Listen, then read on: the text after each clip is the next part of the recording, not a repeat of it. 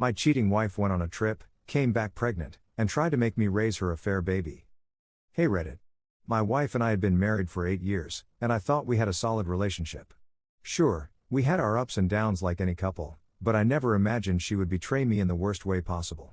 Looking back, maybe I should have seen the signs. Maybe I was too trusting. Maybe I was too blind. But nothing could have prepared me for what happened. It all started when she told me she was going on a girls' trip with some of her old college friends. She framed it as something she desperately needed, a break from work, from stress, even from me, I suppose. I didn't think much of it at the time. I encouraged her to go. Everyone deserves a break, right? She left with excitement in her eyes, promising she'd call me every night. The first couple of days, she kept her promise. She sent me photos, texts, and even video called me once. She seemed happy, relaxed, like she was having fun. But then, something changed. Her texts became sporadic. When I called, she wouldn't answer, only to text me later with some excuse about being too busy. I started feeling uneasy, but I told myself I was overthinking it. She was just enjoying her vacation. When she finally came back home, I noticed something was off. She was distant, distracted. She barely looked me in the eye, and whenever I tried to ask about her trip, she brushed off my questions with vague answers. The intimacy between us, emotional and physical, had vanished overnight. I asked her if something was wrong, if she was okay. She assured me everything was fine. But it wasn't. A few weeks later, she started getting sick. Nausea in the mornings, fatigue, a sudden aversion to food she used to love. At first, I thought she had caught a stomach bug. But then I saw it, the pregnancy test. Positive. My heart raced. We had always talked about having kids, but we weren't actively trying. Still, the idea of being a father excited me. I rushed to her, expecting to see happiness in her eyes. Instead, she looked terrified. That was the first real sign that something was horribly wrong. She didn't celebrate. She didn't hug me. She didn't say anything.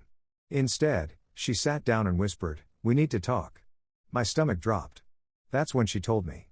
The baby wasn't mine. I felt like the floor had been ripped out from under me. My ears were ringing. I could barely breathe. I asked her to repeat herself, convinced I had misheard. But she didn't need to. The guilty look on her face told me everything. She admitted that during her vacation, she had met someone. A stranger, she claimed. Someone who made her feel young and carefree again. It was a mistake, she said. A one-time thing. She swore she regretted it, that she never meant to hurt me. But now, there was a baby. I felt sick.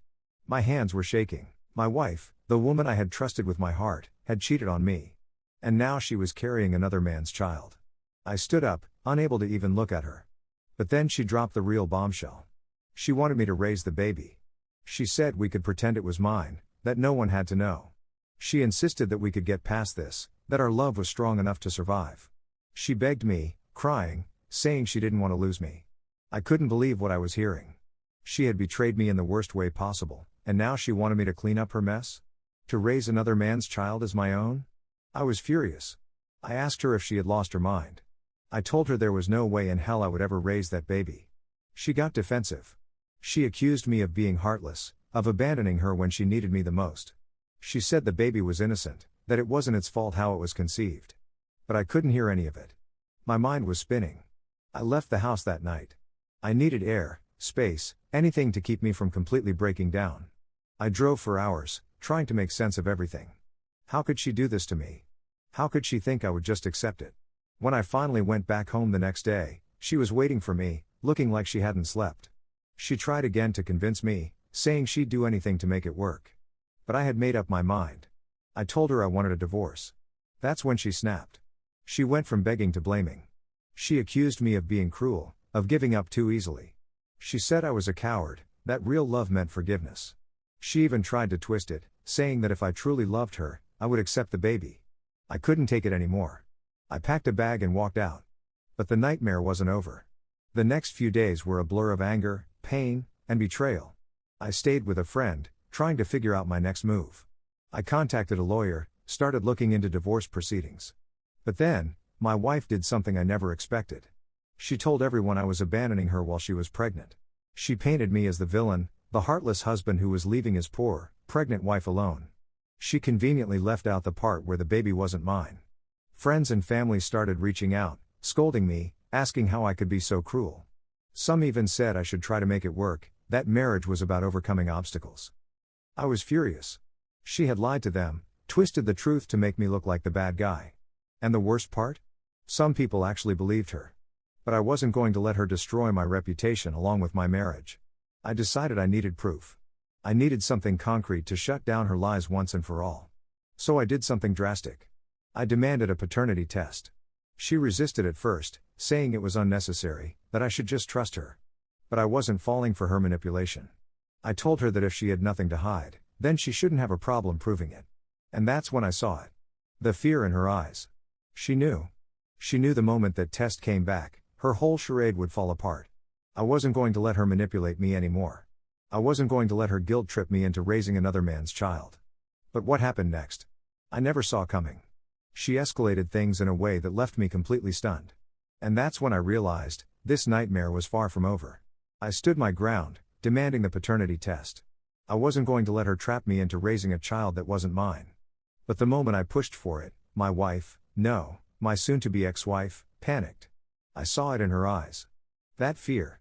That desperation. She knew she was losing control over the situation. At first, she tried to gaslight me. She said I was being cruel, that I didn't need a test to know she loved me. That I should trust her, that love meant sticking together no matter what. But I wasn't falling for it.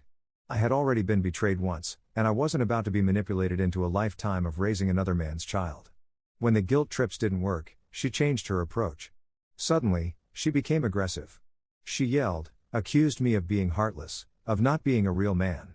She told me real men step up, that plenty of guys raise children that aren't biologically theirs.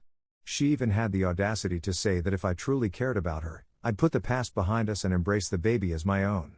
I laughed in disbelief. How dare she? She destroyed our marriage, lied to me, and now she expected me to just pretend like nothing happened? I told her in no uncertain terms that I wasn't going to do it. That I wanted out. That's when she broke. She fell to the floor, sobbing, begging me to reconsider.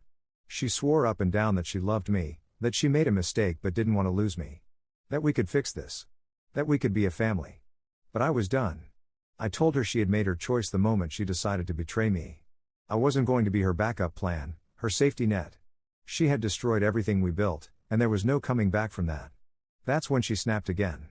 Her tears dried up in an instant, and her face twisted with rage. She started throwing things, screaming at me, calling me every name in the book. She said I was pathetic, that I would never find someone who loved me like she did. That I was throwing away something special. I just stood there, watching her unravel. She threw one last insult at me before storming out of the room. But I didn't care anymore. I had already made up my mind. The next day, I filed for divorce. And that's when things took a turn for the worse. The moment she realized I was serious, she went nuclear. She started spreading lies about me, telling everyone that I had abandoned her while she was pregnant. She conveniently left out the part where the baby wasn't mine. She made me out to be the villain, the heartless husband who walked away from his family. Friends and family started reaching out, demanding to know what was wrong with me. They told me I should reconsider, that marriage was about forgiveness. Some even said the baby didn't have to be mine for me to be a father. I was furious. She was manipulating everyone, making me out to be the bad guy while hiding the truth, so I decided to expose her. I gathered every bit of proof I had.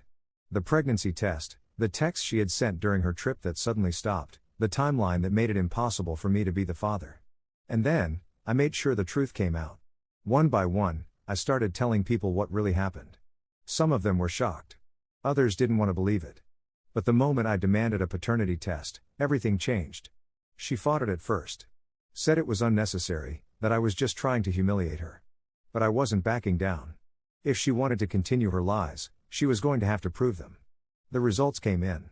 0% chance I was the father. The moment that truth was out, everything fell apart for her. People started turning on her. Family, friends, everyone she had lied to now saw her for what she was. Some still tried to defend her, saying she made a mistake and that she deserved forgiveness. But I wasn't interested in their opinions. I was free. The divorce proceedings were brutal. She tried to fight for everything she could, but I wasn't going to let her take me down with her. In the end, she walked away with far less than she expected. And me? I walked away with my dignity intact. But she wasn't done. Even after the divorce was finalized, she kept trying to get back into my life. She'd call, text, show up at places she knew I'd be. She said she had made a mistake, that she still loved me, that we could try again. But I was done. I blocked her, cut her out completely. And finally, after months of chaos, I started rebuilding my life. Now, looking back, I see everything clearly. I see the red flags I missed, the blind trust I had.